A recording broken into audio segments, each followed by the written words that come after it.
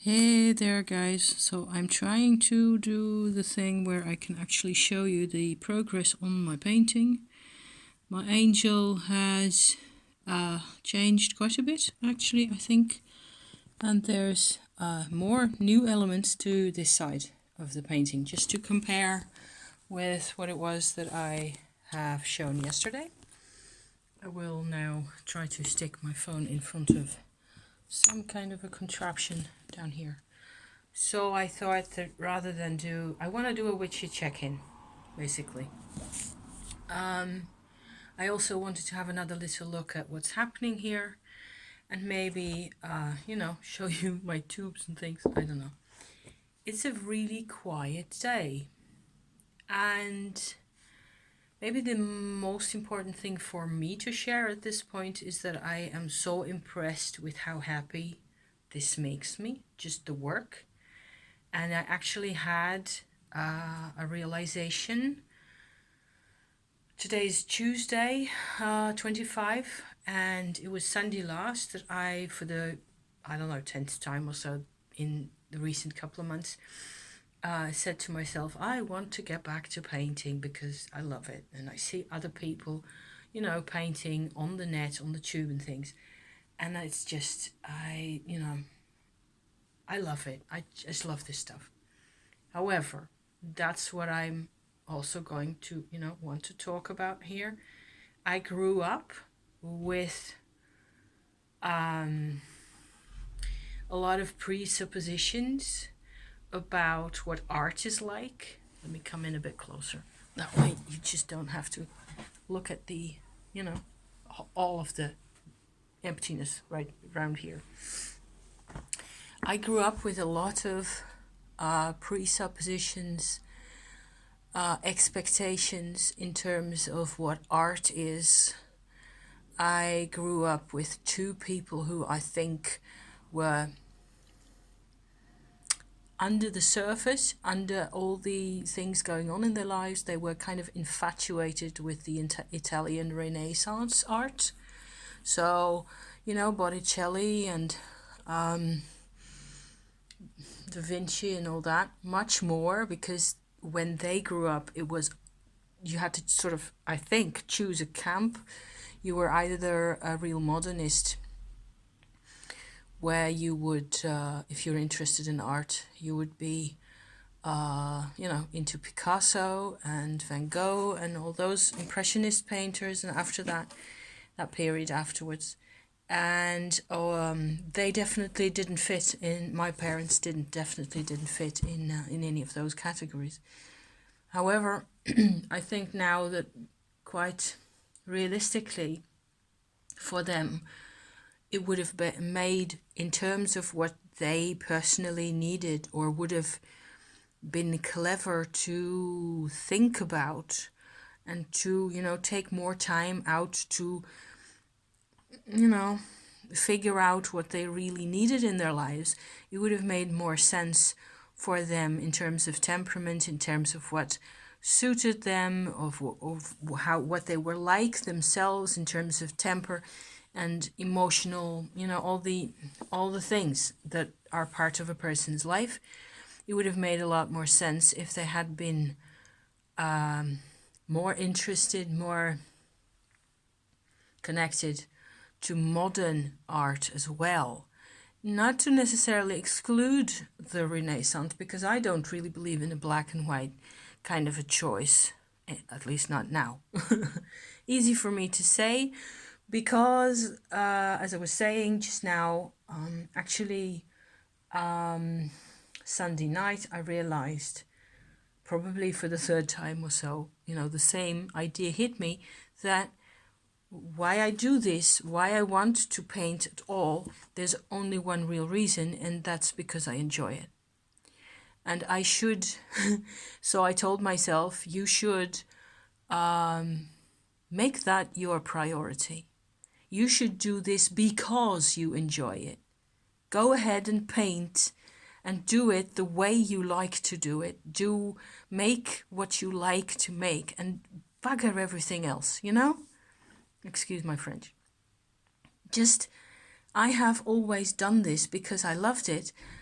On the other hand, I've made uh, various attempts in the course of things to express particular things or to show scenery in ways that I don't necessarily think that it's a failure, or but I've never had any real, proper training, academic training. I'm just messing around really. So why, which was basically the mindset that I inherited from my parents, which what I'm talking about here, is to have these ridiculously high expectations and then not do anything ever, Whereas I have had a longer period after my mother passed away between 1996 and 2000 and a bit, where I was very productive. I had all sorts of ideas, wild ideas, that I thought would be fun to express in painting, in oil painting form, which is what I just shown you. This is a recent development, a recent enterprise over here. But these are, a lot of them are these. This is the brand that I use. It's an actual Dutch brand of oil paint. There's cat hair everywhere. That's a nightmare. Cat hair in your paints. This is basically an earth tone, red ochre. It says there. And it has this paint has got beautiful properties, and it takes quite a while to dry. So you have to be really patient, and the advantage for me also is that I have to be patient. I have to set up basically what I want to do with a canvas or a board, and then sort of elaborate on the themes as it goes, and I can be fairly intuitive about that. I can take things as they come. I can work from a situation and then, work on that. You can use layers over the top of each other to camouflage certain things that you don't feel came out as they should have. And you can also work in transparent layers. So this color is an opaque kind of a paint that will probably always be used in an opaque manner. So if you put it on, you do not see what's underneath. For example, this one over here, this is Crab Lake, Geranium Lake. This is a really like almost like an ink looking kind of a substance. So it looks completely transparent even. It's a beautiful color. I have used this a couple of times in here in teeny tiny details. And I do not necessarily always use this as a wash over, which you could do, which you might choose to do. And I might even, put that in here at some point. This is another one that's transparent. It's a very dirty tube for some reason. It's got all sorts of grit on it. It contains, all these oil paints contain oils and resins, and they make it very sticky. You get these lumps on the outside, and they're completely disgusting. This is another transparent red oxide lake, it says. So like a lacquer, that's the right kind of word, I think. More cat hairs. And this is, because it's darker, you will, it's a gorgeous color. It's like this in a darker version, but it's also transparent. So you get there's a wonderful, deep, earthy tone to that. So there are several ways in which I enjoy doing this type of thing. Certainly also coming back to a painting or a picture that is actually working for me, where I can fiddle around with. There's a practical or almost a physical aspect to just shoving the paint about on the canvas and seeing what happens in a sort of a pseudo naturalistic kind of an approach.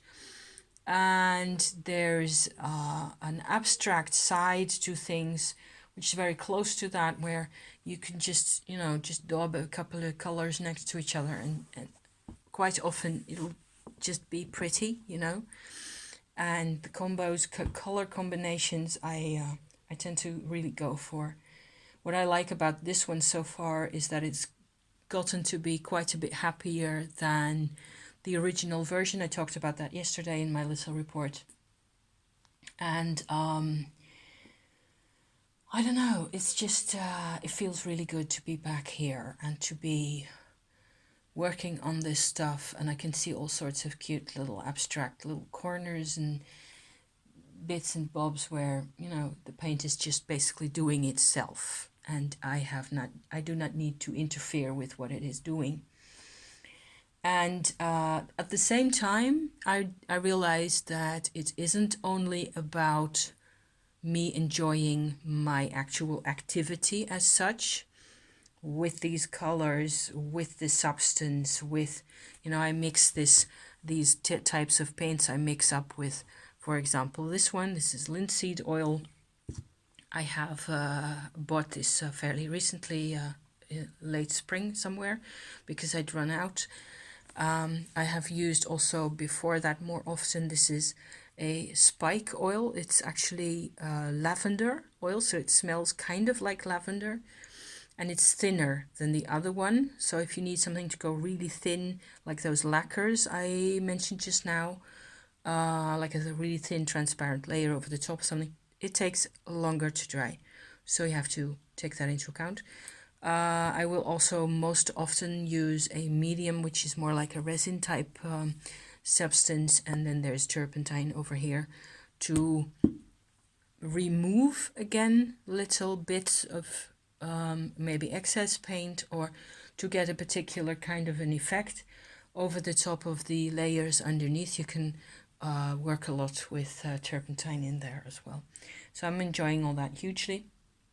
However, the other half of my sort of a motivation to be working on this is that it has to, it has to represent an aspect or a phase, or it has to account for a level of integration in terms of, you know, psychological or historical or emotional integration is what I'm looking for.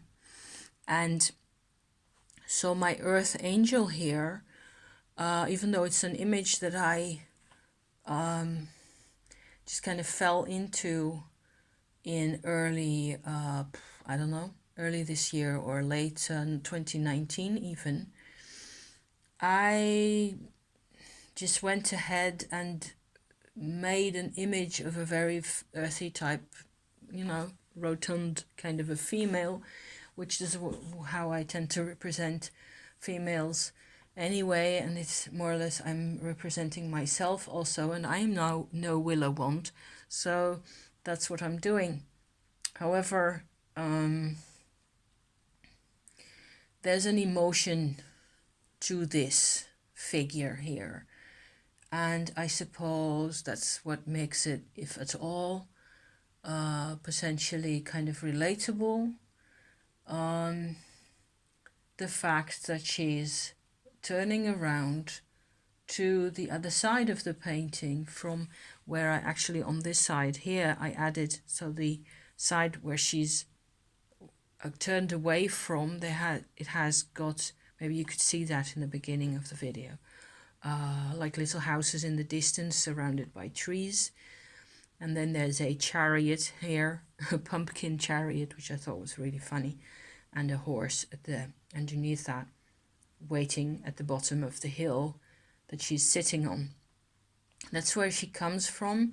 It's like this is a person who has taken care of the earth, including us, I think, alone all this time. And because we are, more and more of us are coming to a sense of that actually personal freedom and personal sovereignty and responsibility and accountability are the things that we need. The they're the inner, let's say, the inner alchemy that we need. I am finding more and more people on the internet, on YouTube also, who are who who don't think of themselves as victims anymore. Even whatever they've been through, they've decided that they were going to think about things and take up their own, work with who they are really, and move forward in life. And quite often that's a bit of a lonely business. It's a bit of a lonely road to be taking, but it's worth traveling, and it's the only way forward to go anyway. And I think that you need many, many more people who, who are willing to step away from it's what everybody else has always done. And my dad used to do it like this, so I'm doing it, kind of headless, proceeding the same way forward as you do 20 years ago or 50 years ago for that matter. And I think many of us are actually in a position by now where it's not easy, and it depends also whether you're managing. It depends on many things, and it is not always the same. The days are different, right? One day is better than the other, and sometimes there's weird things happening that you can't predict or you can't prevent, and you have to make do as you move forward, and you just have to see where you go from there and try to learn from things, and all that's pretty interesting. So that's what this painting is about for me, in terms of hopefully finally seeing more sovereign help on its way towards you. Never mind that. I was thinking also in terms of check-in. I've been working with playing cards quite a bit. That's been really, really pretty cool. What we have been attempting to do so far is it was actually Natalia at Ouroboros who brought to my attention Ana Cortes, who has published playing card sets, and also a oracle book to go along with the cards. And you can actually download the PDF file of the book from her website. I will put the link in the description. And you can get them for free at the moment. And the deck and the book in hard copy form, or in offline paper form, are also available. They're quite affordable at the moment, so I'm thinking of getting them. What we've been doing, what has been really striking for us, is that we've my husband and I have actually, we use a deck of playing cards, each of us. They're just regular mass market playing cards. I've got a voodoo themed one. My husband has got a koi carp themed one, and we use them to play endless games of solitaire, mostly in the evenings after the telly, or after we come home from a walk or something like that. We play a game or two. It's not like we play that for endless hours, but it tends to unwind your brain better than many other things I've found. And it's a way of relaxing that doesn't seem to come when you do things on a screen. So I really recommend getting your paper cards, your playing cards, and doing a game like that. That's just awesome. And so we've been using the combo of the two decks, where one of us would start off by, mostly me for now, just done it twice, where I would shuffle my deck, but this time with the intention for oracle, so not for solitaire or anything else. I would just shuffle it a couple of times with the intention to have an oracle reading, Then I would cut the deck in two and take the card at the bottom of this pile, like so, to represent my present situation. And then two cards on the left side, so from this pile again to the left of that, and two cards from the other pile in, to the right of that. So you have 5 cards in a row, which were actually in the deck in that order, in the middle somewhere. And then my husband would do the same using his cards. And things have come out where we had the same cards or the same numbers or the same, that it just creeps us out. It was excellent. And using Anna Cortez's information to interpret the cards, then you get actually a bit further than that. You can sort of use that. I would use that in a sort of a parallel fashion, more or less.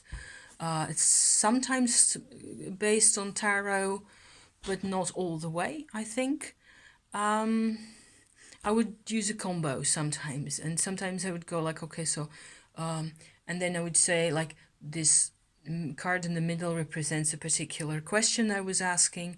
Like last night I did a session with my husband about this, and we all our cards, all 10 cards were diamonds or hearts.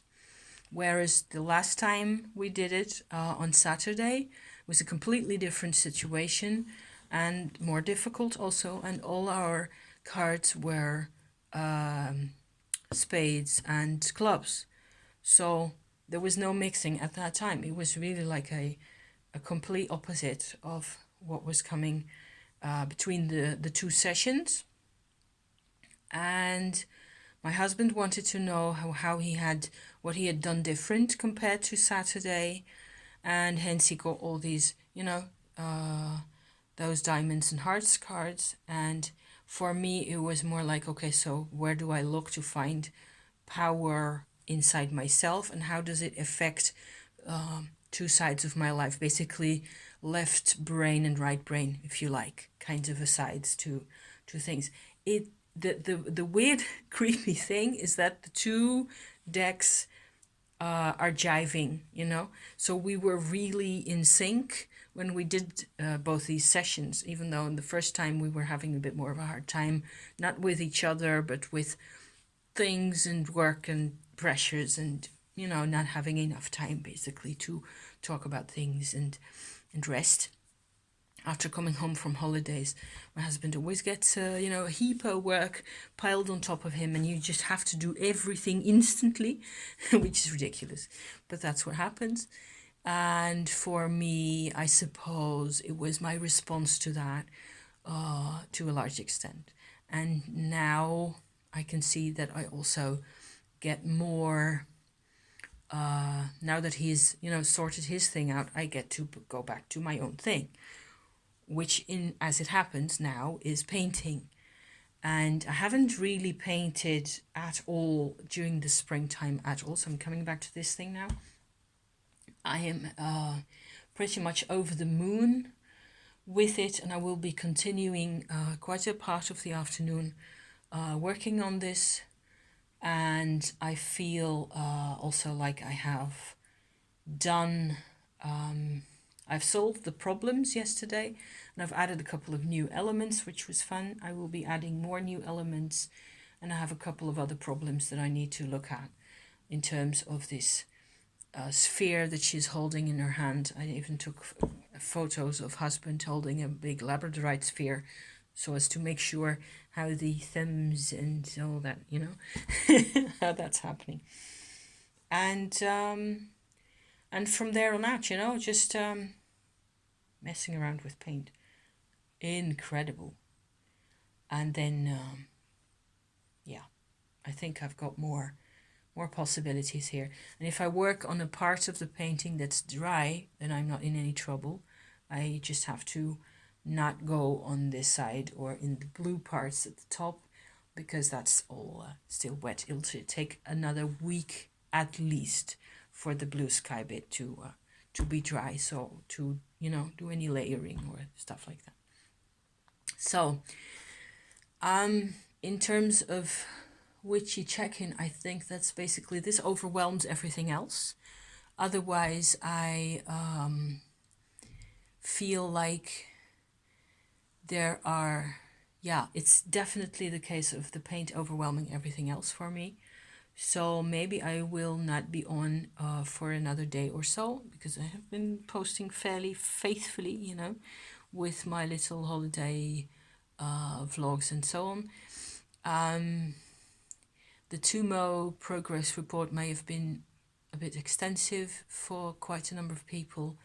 I have noticed still, and I'm still noticing, that my connection to my surroundings has changed due to my Tumo practice quite a bit, and in the sense that everything is becoming much more the way it really is, or the way it can be for me, where I am slowly also becoming more confident, because this is real. This is my life. Whether that happens in on holiday or over here doesn't even matter that much. It's just, that's just the things, right? You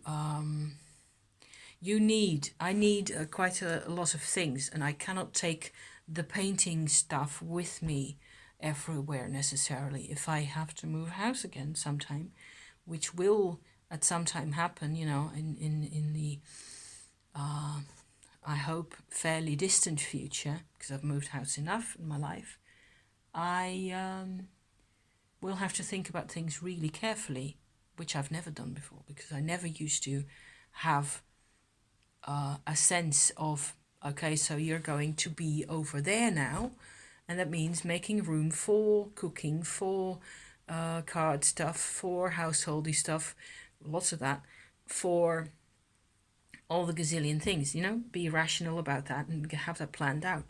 That's that will be much more the case in the future, and that will be a completely new experience, because I used to just chuck everything in boxes and bugger, you know, because you never knew. I've moved house every year or every second year for the first 30 years of my life. So crazy, you know. Okay, so I suppose that's really it for now. I am really happy to be painting again. I will be doing a lot more painting in the coming couple of months, I think and hope, because I love it. I just love it. And I enjoy it because I enjoy it there. And okay, so there's a couple of interesting integration and psychological aspects to this. I couldn't paint just little squares because that wouldn't float my boat. Sorry for the truck. It's my bins are getting done. Thank you for watching. See you around next time. Okay, bye bye for now.